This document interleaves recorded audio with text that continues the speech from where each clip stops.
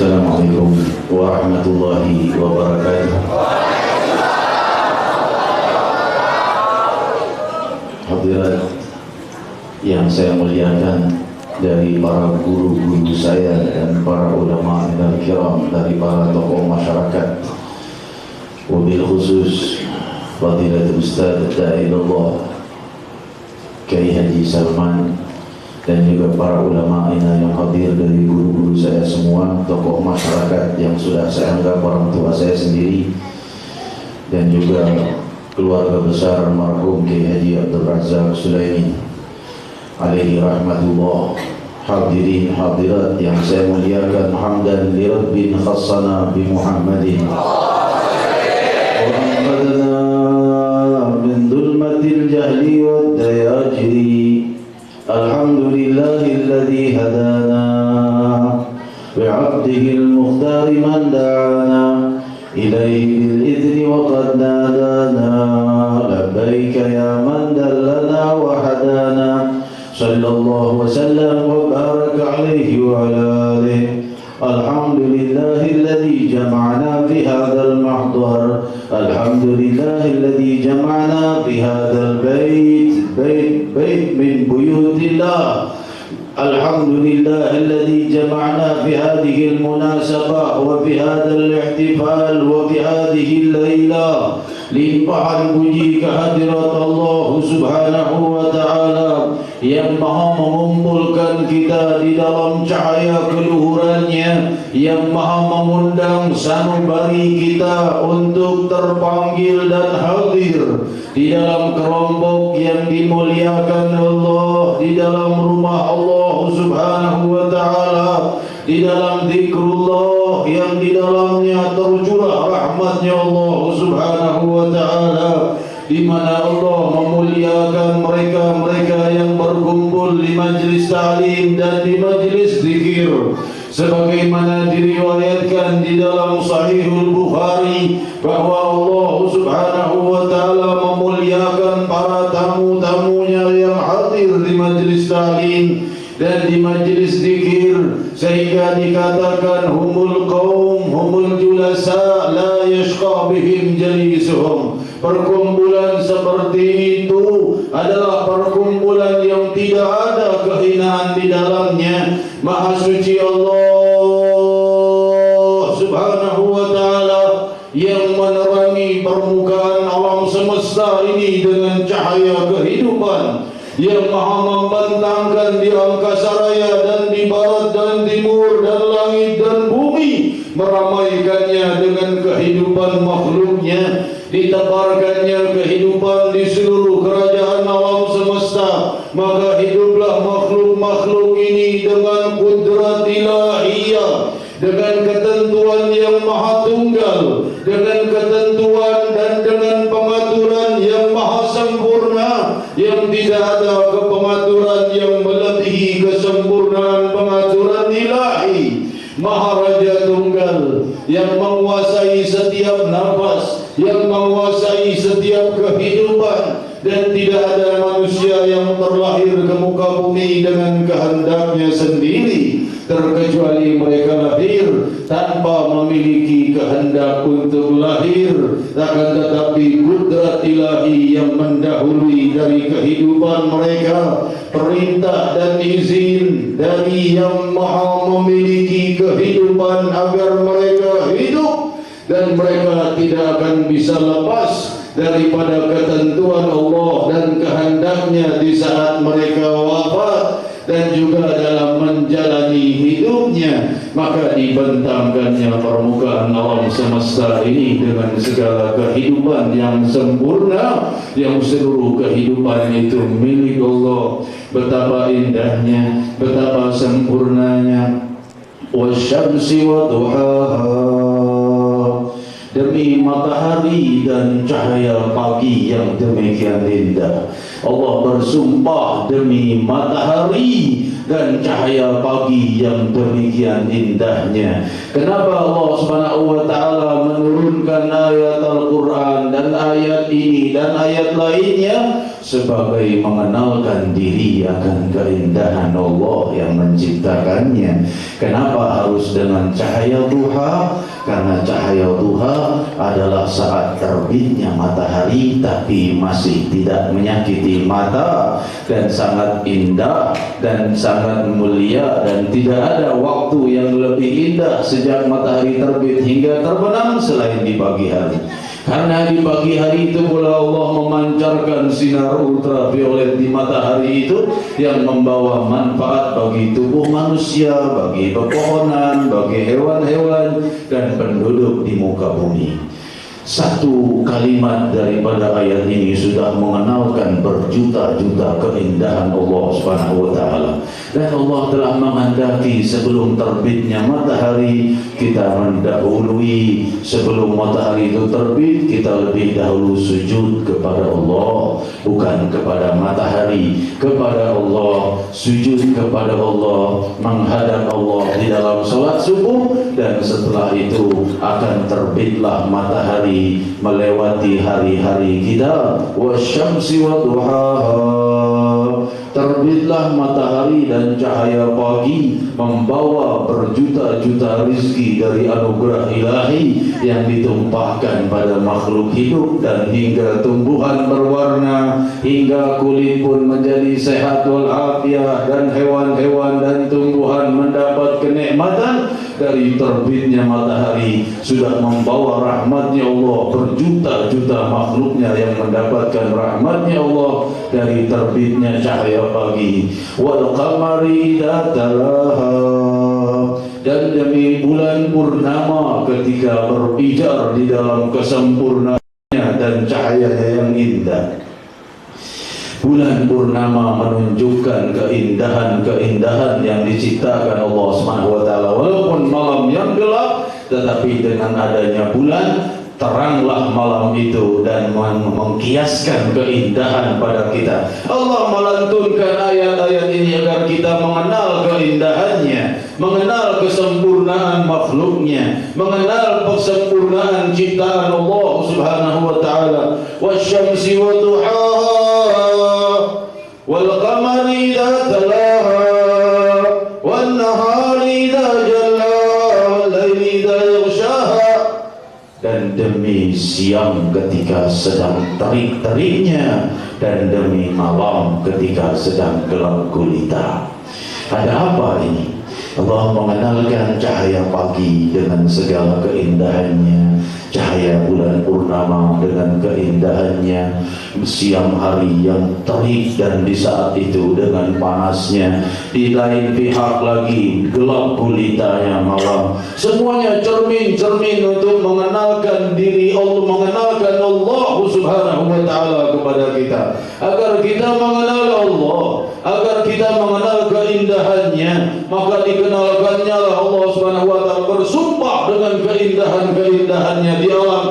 Jalla wa ala wan nahari idza jallaha wal laili idza yaghshaha wa nafsin wa ma sawwaha, dan seluruh keindahan alam semesta. Wassama'i wa ma banaha, dan demi langit dengan kesempurnaan ciptaannya. Allah Subhanahu wa taala menjelaskan kepada kita bagaimana angkasa raya ini dibangun dengan keindahan Allah dan kesempurnaannya. Wassama'i wa ma banaha wal ardi wa ma tahaha, dan demi langit dengan bangunannya, bukan dibangun dengan semen dan besi ataupun kayu dan beton, tetapi dibangun dengan galaksi-galaksi yang sempurna di angkasa raya ini. Wassama'i wa ma banaha, demi langit dan demi kejadian di dalam konstruksi bentuk langit yang demikian sempurna, yang tidak ada satu makhluk pun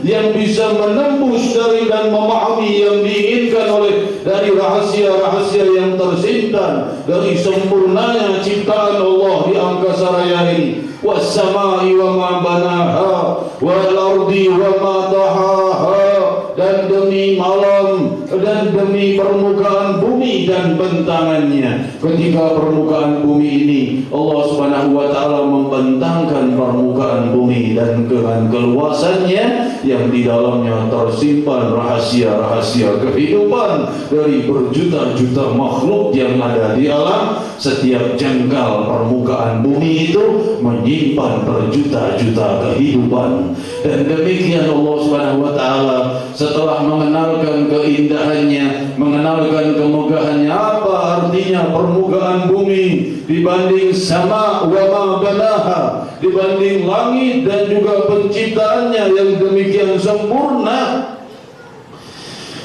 Dan demi langit, bila kita mengenal ucapan ini, Allah bersumpah dengan malam, dengan siang, dengan langit, dengan bentangan bumi dan lain sebagainya, mengenalkan kesempurnaan Allah agar kita betul-betul tunduk kepada Allah yang Maha Tunggal, wa nafsi wa ma sawwaha, dan demi manusia dan penciptaannya.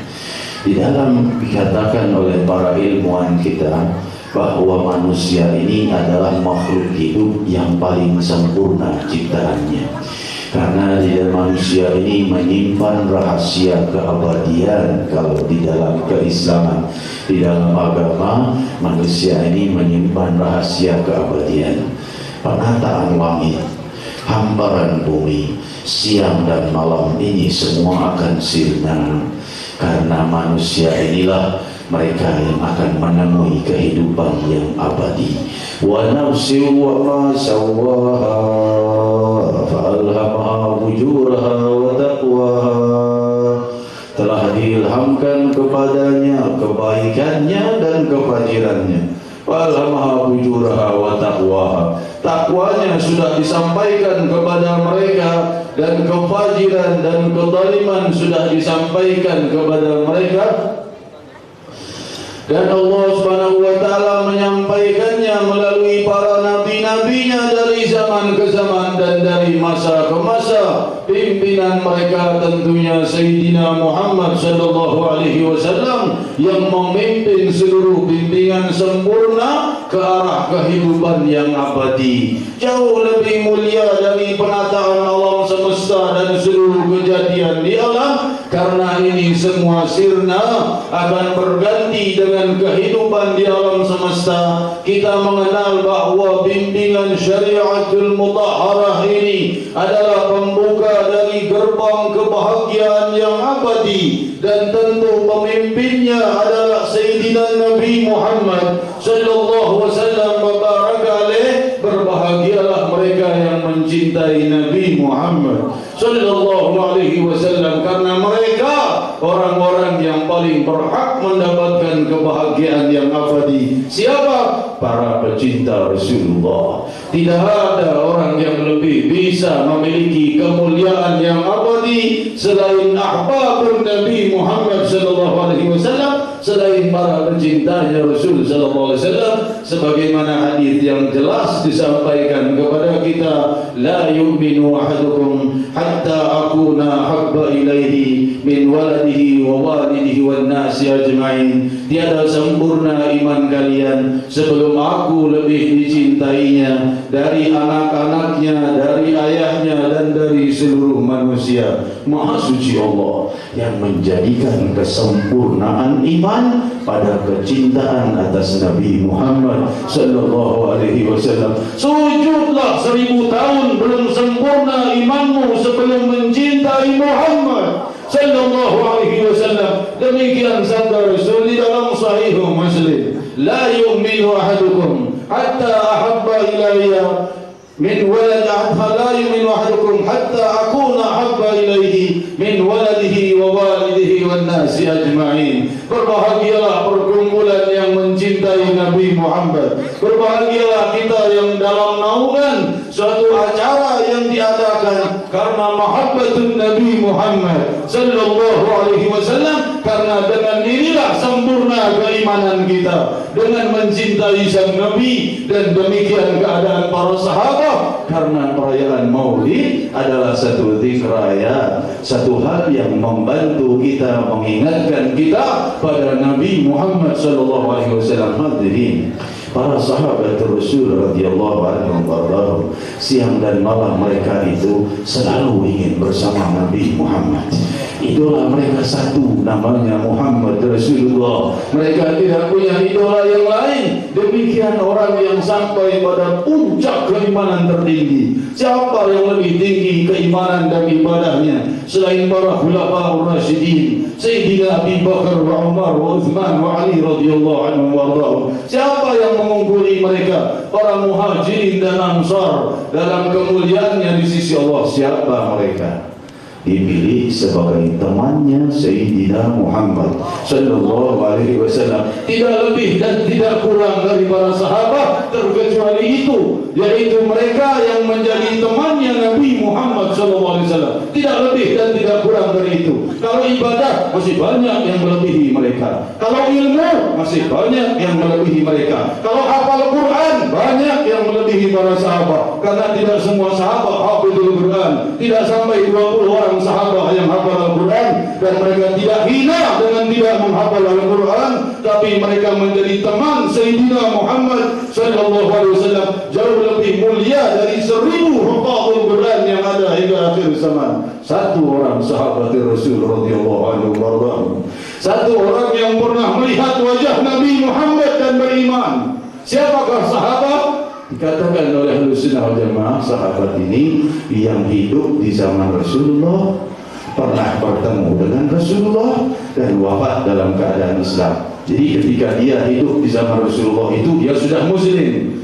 Bukannya orang yang kafir setelah Rasulullah wafat baru masuk Islam, itu bukan sahabat. Tapi sahabat adalah orang Islam yang beriman kepada Allah dan Rasul di zaman Rasulullah dan bertemu dengan Rasulullah. Itu disebut sahabat. Seperti Sayyidina Uwais Al-Qarni radhiyallahu rahimahullah alaihi rahmatullah, bukan sahabat, padahal dia sudah beriman di zamannya Rasul sallallahu alaihi wasallam, tapi tidak sempat bertemu dengan Rasulullah. Ini tersimpan rahasia kemuliaan. Ada apa? Walaupun mereka sudah beriman, walaupun mereka sudah takwa, tetap kemuliaan ada pada mereka yang telah bertemu dengan Sayyidina Muhammad sallallahu alaihi wasallam. Baru disebut sahabat, baru disebut radhiyallahu anhum wa ardhahum, sebagaimana dijelaskan oleh para muhadditsin dari zaman ke zaman, oleh para hufaz dari zaman ke zaman. Hafid, ini zaman kita hafid hafal Quran disebut hafid. Jadi dari zaman dahulu atau di negeri Tarim sampai zaman sekarang umur 5 tahun sudah hafid Quran. Tidak disebut hafid. Yang disebut hafid itu yang hafal 10.000 hadis dengan sanad dan matan. Kalau seandainya hadisnya itu satu baris, kalau dengan sanad dan matan bisa jadi 2 halaman. Ini 10.000 hadis dengan sanad dan matan baru disebut al-hafidh, baru disebut ulama besar. Kalau baru tahu 1-2 ayat 1.000 atau 2.000 hafal saja tidak tahu ilmunya, mereka itu kal-himar yahmilu asfara. Allah jelaskan bagaikan keledai yang membawa bawaan-bawaan kertas yang banyak, ilmu berpuluh-puluh dan beribu-ribu halaman dibawa oleh keledai. Apa gunanya keledai tidak mengenal apa artinya ilmu? Karena ilmu itu datang dari Allah Subhanahu wa taala melewati Sayyidina Muhammad sallallahu alaihi wasallam, dan kemuliaan ada pada sosoknya Rasulullah sallallahu alaihi wasallam. Kita bisa lihat sahabat tidak disebut sahabat walaupun sudah beriman, walaupun sudah 1000 tahun sujud, tidak disebut sahabat kalau dia tidak bertemu dengan Nabi Muhammad sallallahu alaihi wasallam. Berarti padahal hidup dalam satu zaman. Uwais Al-Qarni ini hidup di zaman satu zamannya Rasulullah, sudah masuk Islam di tangannya para sahabat, tapi belum bertemu Rasulullah. Tidak sahabat disebutnya, tabi'in. Padahal kan hidup di zaman Rasulullah, belum disebut sahabatnya Rasulullah, kecuali dia sudah melihat Nabi Muhammad sallallahu alaihi wasallam. Berarti pertemuan dengan Rasulullah melingkup satu kemuliaan besar melebihi daripada mereka yang lainnya. Pertemuan dengan Nabi Muhammad sallallahu alaihi wasallam. Dan demikian para sahabat itu, mereka ini mencintai Rasulullah siang dan malam. Mereka mengagungkan Rasulullah tanpa ada batas yang mengatakan tidak boleh mengkultuskan dan lain sebagainya. Sampai kapanpun tidak ada orang yang merayakan maulid menyembah Nabi Muhammad, tidak ada. Sampai kapanpun kemuliaan hanya muncul karena beliau itu Rasulullah, tidak lebih dari itu. Beliau itu Rasulullah. Muhammad banyak di muka bumi, ada beribu-ribu Muhammad. Kita tidak memuliakannya.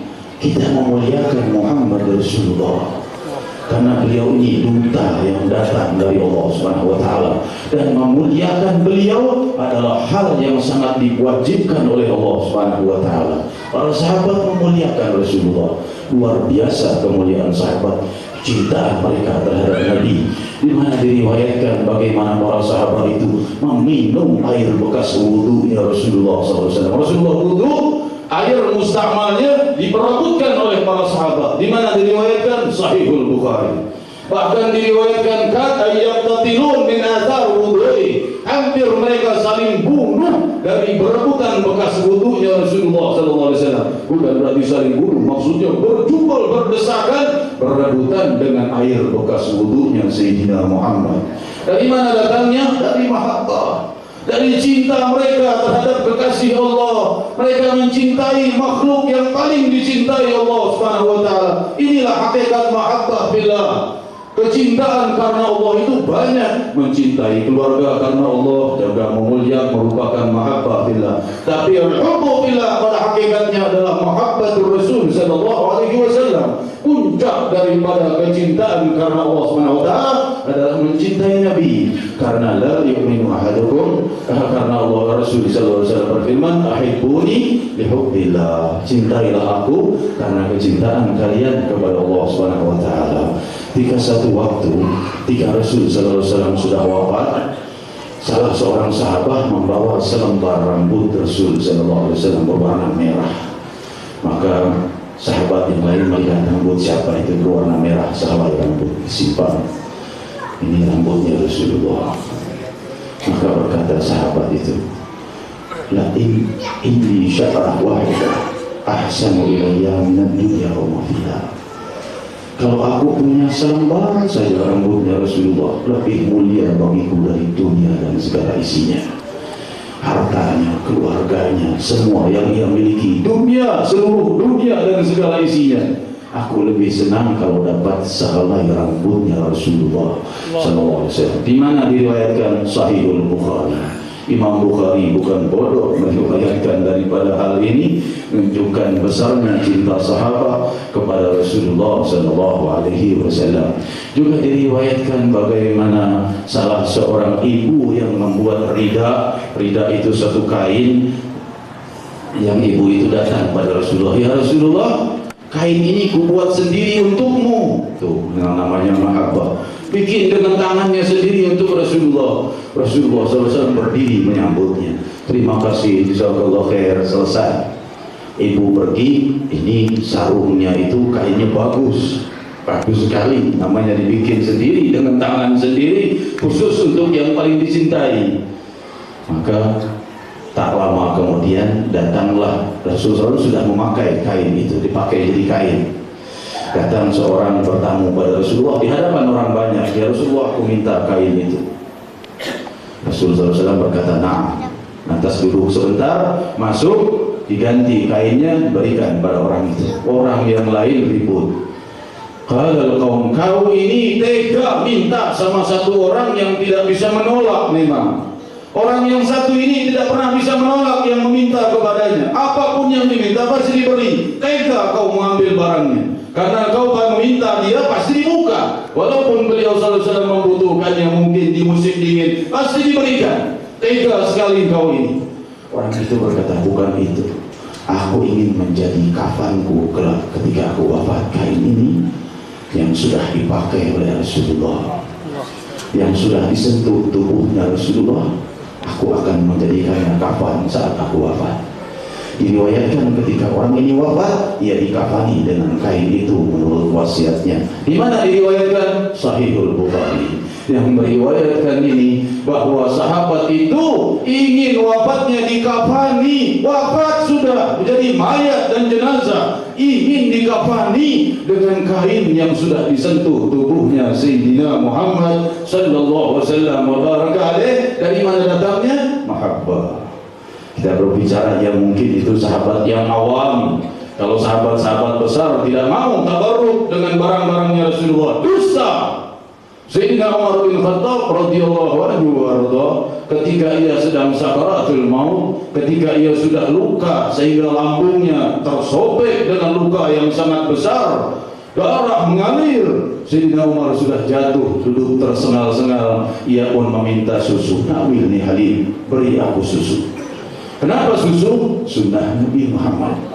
Sahabat ini tidak mau pisah dengan sunnahnya Rasulullah. Di mana-mana, makannya, minumnya, duduknya, berdirinya, ingin selalu bersama sunnah Muhammad sallallahu alaihi wasallam. Diberi susu, minum 1-2 teguk, tumpah dari lambung yang sobek di perutnya, langsung keluar susunya dari bekas luka di perutnya. Minum, tumpah dari bekas luka di perutnya. Maka berkata Sayyidina Umar, ya Abdullah, pada putranya, menghadaplah Ummul Mukminin Aisyah Ridha, katakan padanya, kalau diizinkan aku ingin dikubur di sebelah makamnya Rasulullah. Pergi Abdullah bin Umar kepada Aisyah Ridha. Kenapa minta izin pada istrinya Rasulullah Ummul Mukminin radhiyallahu anha warḍaha? Karena apa? Karena Rasulullah itu dimakamkan di rumahnya Siti Aisyah radhiyallahu anha. Sebagaimana wasiat Rasul, setiap nabi dimakamkan, dikuburkan di tempat ia wafat. Kalau dia tempat wafat di satu kamar, ya di situ. Wafatnya di rumahnya Sayyidatuna Aisyah. Rumahnya Sayyidatuna Aisyah sekarang sudah di Masjid Nabawi. Rumahnya Rasul sallallahu alaihi wasallam dan kuburnya Rasul sallallahu alaihi wasallam di dalam Masjid Nabawi. Dan demikianlah ketika itu Sayyidatuna Aisyah mendengar kabar ini, Sayyidatuna Aisyah menangis dan berkata, Ma'dud, Amirul Mukminin sudah dalam luka parah, dalam sakaratul maut, diizinkan. Balik putranya ini, Abdullah bin Umar, kepada Sayyidina Umar. Begitu datang Sayyidina Umar langsung melihat dengan wajah yang sangat berharap. Madzal khabar? Apa kabar yang kau bawa? Ma'dzun ya Amirul Mukminin, sudah diizinkan wahai Amirul Mukminin. Maka berkata Sayyidina Umar, apa yang dia katakan?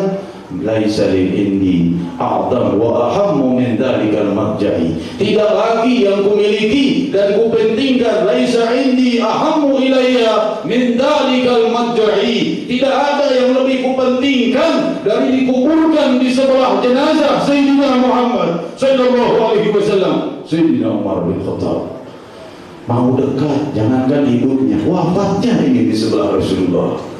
Berarti kuburnya Rasulullah punya kemuliaan. Dusta yang mengatakannya tidak punya kemuliaan. Karena Sayyidina Umar minta, bahkan di sakaratul maut, ingin dikubur di sebelah makamnya Sayyidina Muhammad sallallahu alaihi wasallam wa baraka alaihi wa ala alihi. Pahamlah kita bahwa para sahabat radhiyallahu anhum wa radhahum ini sahabat-sahabat besar. Mereka ini tidak mau pisah dengan Rasulullah dimanapun di masa hidupnya. Wafatnya, makamnya ingin di sebelah makamnya Rasul sallallahu alaihi wasallam. Bahkan di antara mereka yang sudah saya sebutkan tadi, mereka tahu tidak bisa sih dapat dikubur di sebelah makamnya Rasulullah. Apa yang mereka perbuat? Diambil, minta sarungnya buat dikafani. Paling tidak aku dikafani dengan kain yang disentuh tubuh Nabi Muhammad sallallahu alaihi wasallam. Semuanya diriwayatkan dalam Sahihul Bukhari. Peristiwa Umar bin Khattab diriwayatkan dalam Sahihul Bukhari dan diriwayatkan pula dengan riwayat yang jelas bahwa Rasul sallallahu alaihi wasallam itu memakai cincin di tangan, di jari kelingkingnya. Diriwayatkan di dalam Sahihul Bukhari, cincinnya Rasulullah itu terbuat dari perak. Sayyidina Anas berkata, setelah Rasulullah SAW wafat, cincinnya Rasulullah kupakai. Sayyidina Anas, thumma min yadi ila yadi Abi Bakar, thumma min yadi Abi Bakar ila yadi Umar, thumma ila yadi Uthman, thumma sakata fi Haris. Cincinnya Rasulullah dipakai oleh Anas bin Malik. Lantas setelah dari tanganku, kata Sayyidina Anas, pindah ke tangan Sayyidina Abi Bakar Siddiq waktu jadi khalifah. Setelah jadi wafatnya Sayyidina Abu Bakar, dipindahkan ke tangannya Sayyidina Umar bin Khattab radhiyallahu anhu. Dipakai oleh Sayyidina Umar, sama-sama di jari kelingking. Dan setelah itu pindah ke tangannya Sayyidina Uthman bin Affan radhiyallahu anhu warda. Setelah dipakai Sayyidina Uthman, tidak lama jatuh di sumur Aris. Maka berkata Sayyidina Anas, 3 hari kami mencari cincin itu di dalam sumur Aris dan tidak ketemu. Kalau seandainya cincin ini tidak berharga bagi Sayyidina Uthman tidak dicari, sudah jatuh di sumur, jatuh dah. Toh cuma barang yang tidak berarti, Rasulullah sudah mati. Tapi ternyata dicari 3 hari 3 malam bersama Sayyidina Anas. Karena apa? Mengingatkan mereka pada Muhammad Rasulullah. Sahabat ini senang dengan semua yang mengingatkan mereka pada Rasulullah. Kumpul kita di malam ini, Tala'al Badru alaina, mengingatkan perbuatan Ansarun Nabi, menyambut Nabi Muhammad SAW. Perkumpulan maulid ini bergabung dalam satu sanubari bersama para pecinta Rasulullah dari Muhajirin dan Ansar. Kalau dapat kesempatan, kita semua pun ingin dikumpulkan di sebelah makamnya Rasulullah. Kalau punya kesempatan, kita ingin berebutan air bekas wudunya Rasulullah. Demi Allah, demikian kecintaan kita kepada Rasul sallallahu alaihi wasallam. Demikian orang yang beridolakan Sayyidina Muhammad sallallahu alaihi wasallam baraka alaih. Diriwayatkan di dalam Sahih Muslim, Rasul sallallahu alaihi wasallam di suatu hari ditegur. Sudah bagi-bagi emas pada 4 orang, ada 1 orang yang wajahnya tidak menyenangkan. Demikian diriwayatkan dalam Sahih Muslim. Ia berkata, "Ittaqillah ya Rasulullah." Bertakwalah engkau ya Rasulullah. Marah Rasulullah SAW. Sehingga Rasul berkata, kalau aku tidak bertakwa, siapa yang bertakwa di atas permukaan bumi? Sampai ada seorang berani menegur Rasulullah, "Ittaqullah." Takwa kepada Allah. Sombongnya manusia ini menegur Rasul sallallahu alaihi wasallam. Rasul sallallahu alaihi wasallam ditegur seperti ini, marah dan berkata, siapa yang bertakwa kalau aku tidak bertakwa? Demikian beliau Imamul Atqiya Sayyidina Muhammad sallallahu alaihi wasallam. Orang ini diriwayatkan bahwa dia mempunyai jenggot yang sangat panjang dan wajahnya itu sangat gelap dan menakutkan. Diriwayatkan dalam Sahih Muslim. Ketika itu berkatalah Sayyidina Khalid bin Walid, "Ya Rasulullah, adilli an adrib unuka." Izinkan aku untuk memenggal kepalanya yang berbuat tidak sopan terhadap Nabi sallallahu alaihi wasallam. Ini Sayyidina Khalid bin Walid. Sayyidina Umar bin Khattab diriwayatkan dalam riwayat yang lain juga dalam Sahih Muslim, Sayyidina Umar yang berdiri untuk ingin membelah kepalanya. Berkata Rasulullah sallallahu alaihi wasallam, "Inna sayakhruj min dhadhi hadzal rajul." Biarkan dia, biarkan. Bakal muncul dari keturunan dia orang-orang yang memerangi orang muslim dan memerangi dan membiarkan para penyembah berhala. Mereka itu menganggap sholatnya lebih mulia dari sholat orang-orang muslim yang lainnya, dan mereka itu menganggap puasa mereka lebih mulia dan menghina puasa orang-orang muslim yang lainnya. Menghina sholat orang-orang muslim, dianggap sholat mereka yang paling sah, dianggap puasa mereka yang paling sah, akan keluar daripada keturunan orang ini, kata Rasul sallallahu alaihi wasallam. Sadaqah Rasulullah. Muncul di zaman sekarang yang seperti ini, waliyadzubillah, yang menyalahkan salat kita, menyalahkan puasanya Ahlussunnah wal Jamaah. Dari dulu tidak pernah ada, baru muncul di zaman sekarang ini. Sadaqah Rasulullah sallallahu alaihi wasallam. Rasul sudah mengabarkannya bakal muncul dari keturunan orang ini seseorang dari kaum yang memerangi orang-orang muslim, dan mereka itu membiarkan orang-orang dari penyembah berhala. Orang-orang membaca acara zikir dalam kemuliaan dikatakan musyrik. Sejak kapan orang berani mengatakan orang yang sujud pada Allah musyrik? Sejak kapan orang berani mengkafirkan orang yang mengucapkan syahadah dan melakukan salat? Sejak kapan hukum ini muncul? Hukum ini hukum baru dan bid'ah dalalah yang dikabarkan oleh Rasulullah. Kullu bid'ah dalalah wa kullu dalalah finnar. Dan semua bid'ah itu adalah kegelapan dan kesesatan, dan semua kesesatan itu di neraka. Mereka inilah yang memusyrikkan orang-orang muslim dan mengatakan sesat kepada orang-orang yang muslim. Waliyadzubillah. Tetapi kita tidak diperintahkan memerangi mereka. Tapi Rasul di akhir hadisnya berkata, "Lau adraktuhum la'aqtulhum laqataltuhum." Kalau aku temui mereka, aku yang memerangi mereka. Sallallahu alaihi wasallam wa baraka alaih. Siapa ini pemimpinnya? Yang menegur Rasul sallallahu alaihi wasallam, yang tidak mau memuliakan Nabi Muhammad, yang tidak mau mengagungkan Nabi Muhammad sallallahu alaihi wasallam. Mereka inilah keturunan dari orang yang disebutkan oleh Rasul, di mana diriwayatkan dalam Sahih Muslim. Hadirin, saudara-saudara kita yang terkena penyakit, karena musibah ini bukan hanya pada hal yang zahir, hal yang batin juga ada musibahnya. Kita harus menyayangi mereka dan mengasihani mereka. karena mereka ini juga saudara-saudara kita, mereka yang terjebak di dalam pemahaman yang sesat yang baru muncul di akhir zaman, sebagaimana sabda Rasulullah SAW dalam Sahih Muslim, sayakhrujuna dajjalun kadzabun alladzina yatakallamuna bima lam tasma'un antum wala aba'ukum. Ketahuilah akan muncul di akhir zaman Dajjal pendusta. Sebelum munculnya Dajjal yang terbesar, mereka itu membawa ajaran yang tidak pernah kau kenal oleh engkau dan oleh orang tuamu dan guru-gurumu. Baru muncul ajarannya. Inilah Dajjal pendusta yang dikabarkan oleh Nabi Muhammad SAW. Dan kita tidak diperintahkan berpecah belah, karena yadullah ma'al jamaah, innal furqatu bala'un wa adab. Maka hadirin, ketahuilah dari zaman ke zaman para pecinta Nabi SAW akan terus ada di permukaan bumi, sebagaimana sabda Rasul, asyaddul ummati hubban nasun yakununa ba'di yawaddu ahaduhum law ra'ani bi ahlihi wa malihi.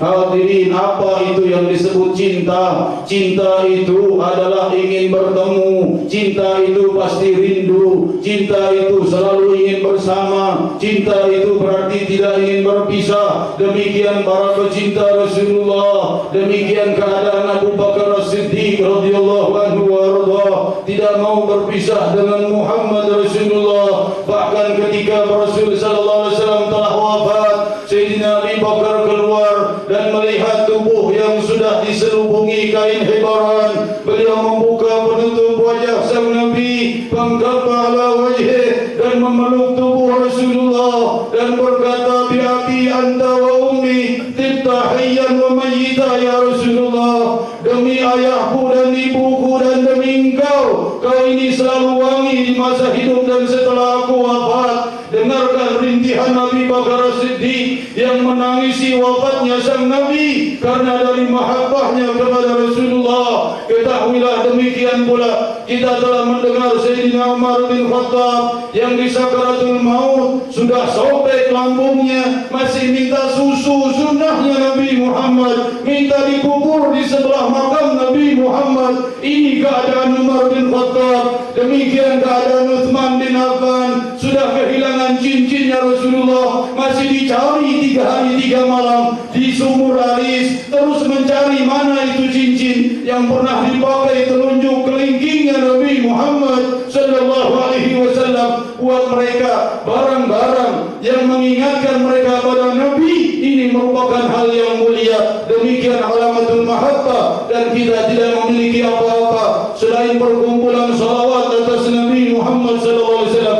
Kita mendengar lantunan qasidah mengingatkan pada Ansar yang menyambut kedatangan Rasul sallallahu alaihi wasallam dengan tala'al badru alaina.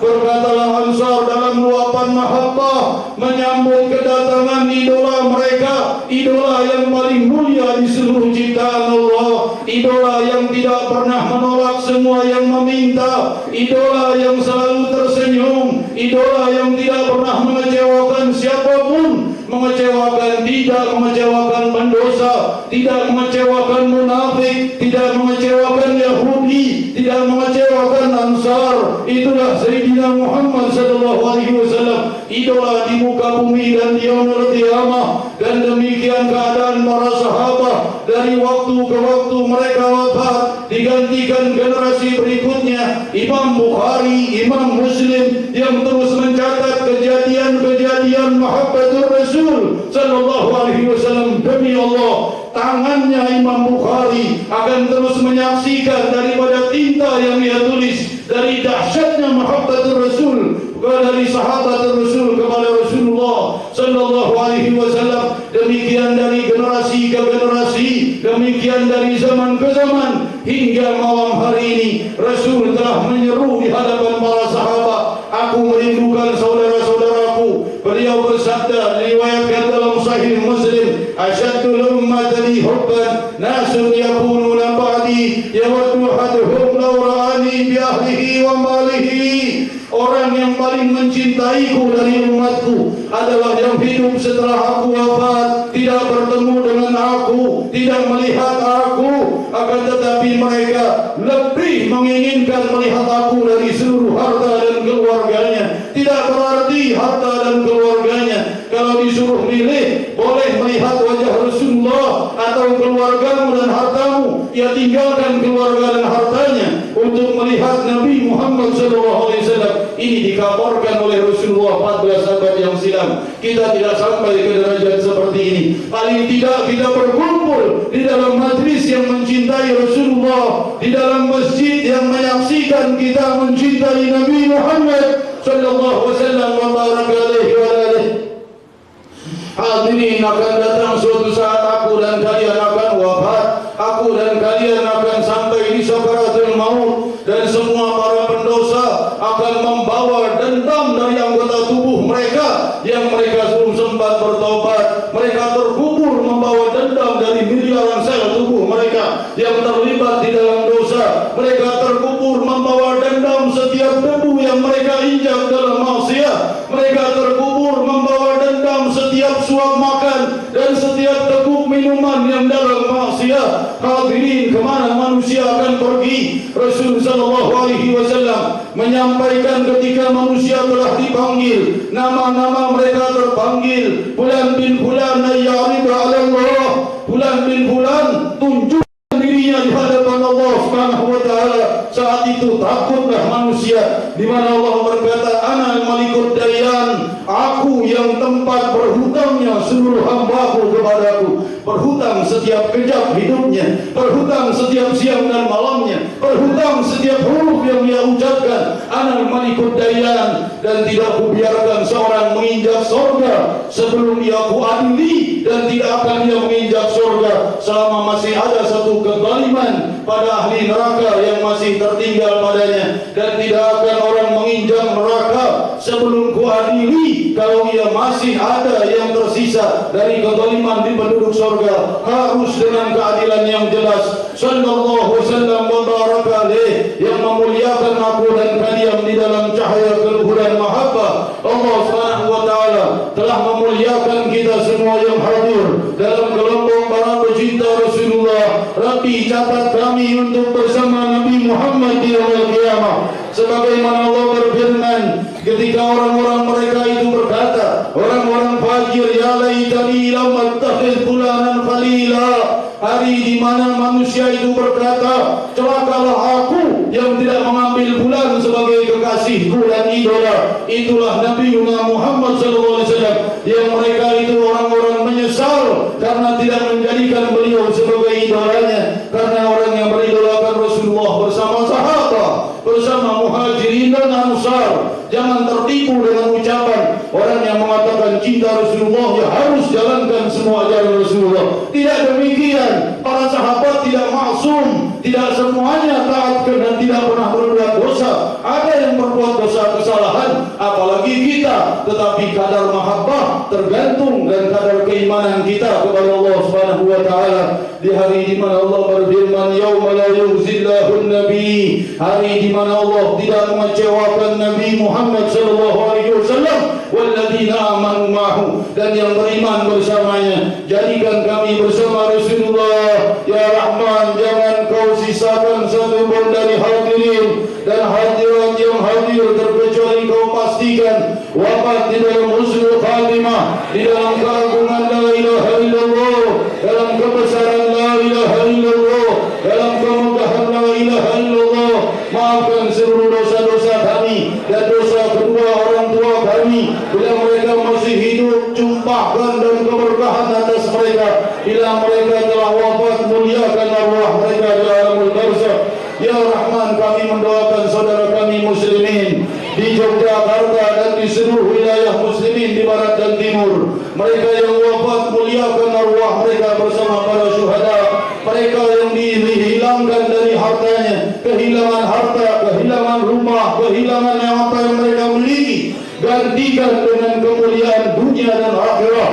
Gantikan dengan yang lebih indah di dunia dan akhirat. Juga bagi seluruh muslimin di barat dan timur yang ditimpa musibah. Dan Rabbi, kami meminta kehadirat-Mu demi keagungan nama-Mu, agar Kau tenangkan bumi Jakarta dari segala musibah, agar Kau jauhkan gempa bumi dan gunung berapi dan lain sebagainya dari bumi Jakarta dan dari seluruh wilayah muslimin. Ya Rabbi, tenangkan wilayah kami dari gempa bumi.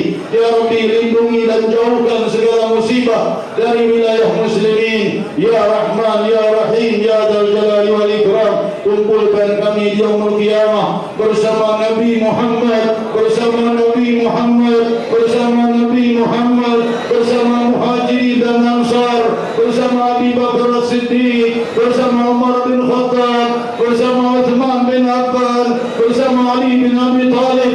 Izinkan kami memandang wajah Ahlul Badr, izinkan kami memandang terang benderangnya wajah Ahlul Uhud, izinkan kami memandang wajah Nabi Muhammad sallallahu alaihi wasallam wa baraka alaihi wa alihi.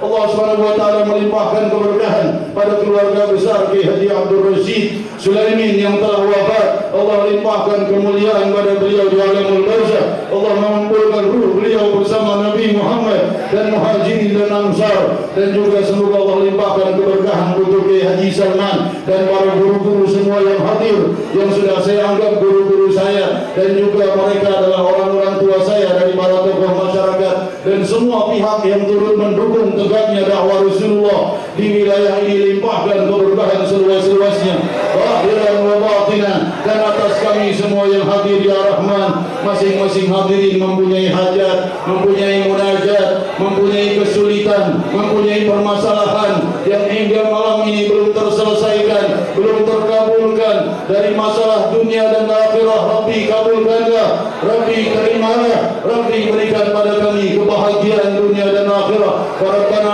atina fid dunya hasanah wa fil akhirati hasanah wa qina adzabannar. Wa sallallahu wasallam wa baraka alaihi wa ala alihi walhamdulillahi rabbil alamin. Saya mohon maaf kehadiran para ulama dan guru-guru saya. Saya merasa tidak pantas berpanjang lebar. Kata minta Muhammad dan Rasulullah. Assalamualaikum warahmatullahi wabarakatuh.